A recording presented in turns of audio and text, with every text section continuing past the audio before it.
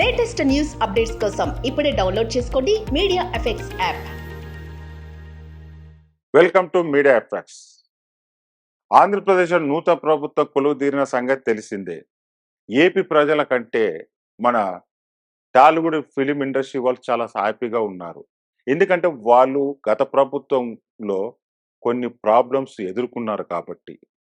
ఏం ఆ ప్రాబ్లమ్స్ అంటే బెనిఫిట్ షోలు వేయకపోవడము, ప్లస్ టికెట్ రేటు పెంచనీయకపోవడము, ఉన్న టికెట్స్ రేట్స్ కంటే తగ్గియడము, లేకపోతే ఆ గవర్నమెంట్ మీద ఎవరన్నా వ్యతిరేకంగా మాట్లాడితే వాళ్ళ మీద ఆంక్షలు విధించడం, ఇలాంటి చాలా ఇబ్బందులు పెట్టారు. దీనివల్ల ఏమైందంటే ప్రొడ్యూసరు చాలా భారీ బడ్జెట్‌తోని తీస్తుంటారు సినిమాలు.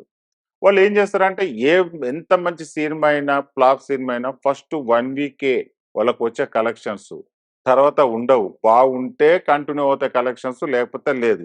దాని గురించి ఏం చేస్తారంటే వీళ్ళు బెనిఫిట్ షోలు ఎక్కువ రేటుకు వేయడం షోసు, లేకపోతే ఫస్ట్ 1 వీకు టికెట్స్ ధరలు పెంచడం వల్ల కొంచెంలో కొంత వాళ్ళు సేఫ్ సైడ్ ఉంటారనే ఒక ఉద్దేశంతోని ఈ ప్లాన్ చేస్తుంటారు ప్రొడ్యూసర్స్ గానీ, డిస్ట్రిబ్యూటర్స్ కానీ.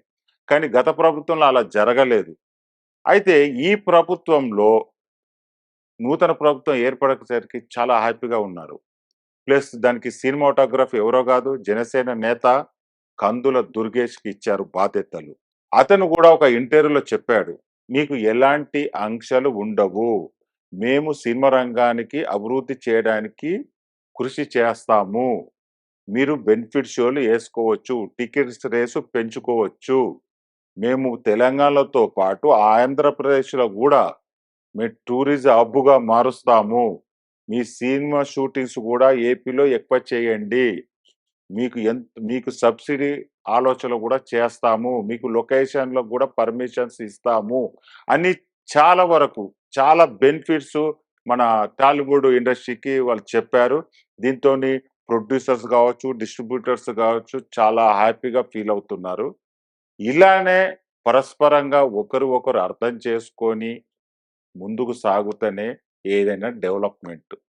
కక్ష సాధింపు చర్యలు చేస్తే అది తగిన గుణపాఠం నేర్పుతారు ప్రజలు. అది మనం ఇప్పుడు ప్రత్యక్షంగా చూశాం గూడా ఎలక్షన్‌లో.